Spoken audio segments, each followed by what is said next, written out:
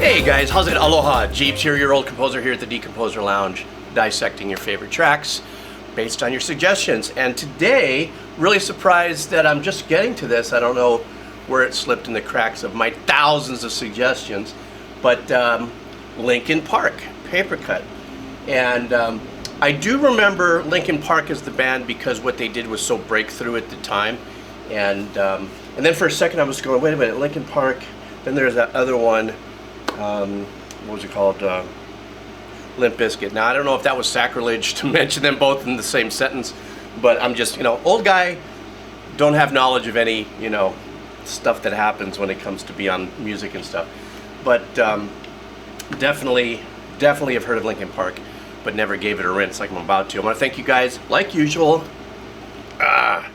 It's getting better. If you've seen my video in the last 4 or 5 videos, I've been aching with my shoulder, but it is getting better, so that's cool. Just the first morning snap, crackle, pop kind of thing.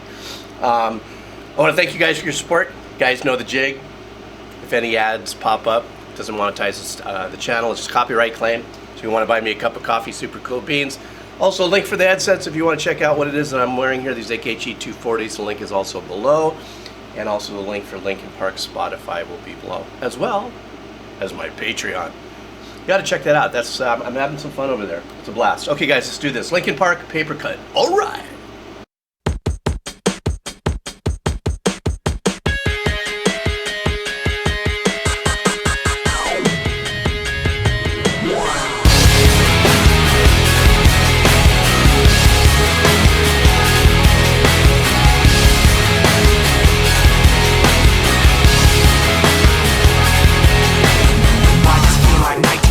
Something in here's not right today. Why am I so uptight today? Paranoia is all I got left. I don't know what stressed me first, how the pressure was fed, but I know just what it feels like to have a voice in the back of my head, like a face that I hold inside, face that awakes when I close my eyes, face that I watch every time I lie, face that laughs every time I fall.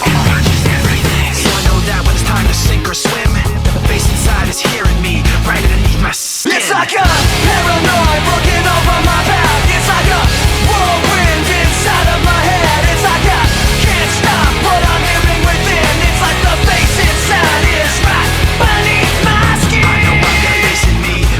Wow, that's heavy. Now that I'm hearing this, I remember what they were so well known for was the fact that they, at least in my little world, because you guys know that I'm not the music record radio guy, but when I heard the track, I thought it was really cool back in the day how they mixed the drum machine sound and also a synth sound with such a powerful riffy production that seemed to have been based off of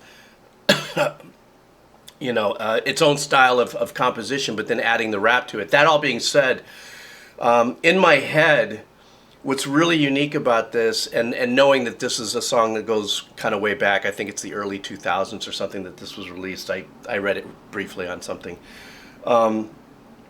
Is I'm listening to the vocal performance, which is, I guess, for any sense of better way of saying it, kind of rap.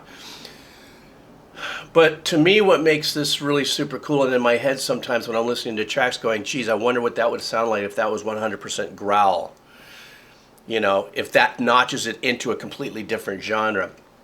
Of course, I love the riff, and the engineering's great. I love the switching back in the drum sounds is really super cool. But I also there's this really kind of glassy sounding pad in the background that's being held down through the verses that gives it length in its depth. So you have hard left guitar doing da da da da da da da da. But in the background, you hear this long, whining kind of glassy pad in the background that gives it kind of a different kind of experience in the head, in the back of the head there. But yeah, so now I'm totally stoked. Once again, A being what I thought the band was, what I'm now hearing, and then recognizing that this was, and you guys tell me if this wasn't the first band that actually really stepped it up and produced content like this. I mean, because of my lack of knowledge in the music, in the record industry, I don't know a lot of acts and genres and stuff. I just click, listen, and peel them apart. Let me know if it was Linkin Park that really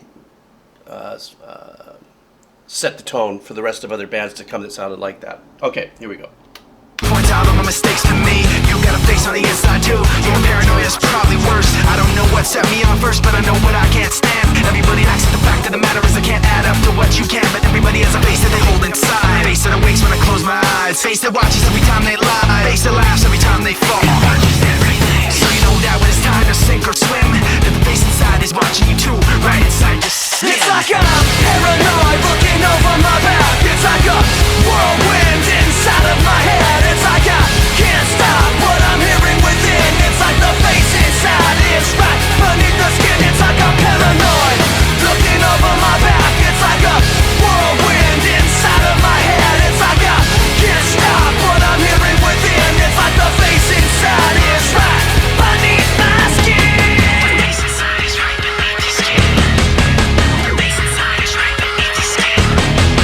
The face inside is right beneath the skin.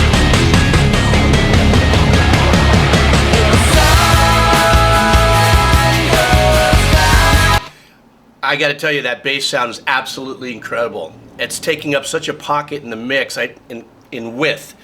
So let's say they had hard left, hard right guitar that's holding down everything that's power. How that bass is compressed, EQ'd, and positioned in the mix, there's a lot of variables that could happen, and we hear it. You listen to a bass on a track like this, and then go ahead and listen to your next song and listen to how that bass is EQ'd and stuff. This one has a really super wide, fat width to it, and it's shoved a little hotter. And I really love the playing and the phrasing that's happening there, so I had to glam on that really quick. I'm going to go back a little bit and get back into this bridge. Hang on.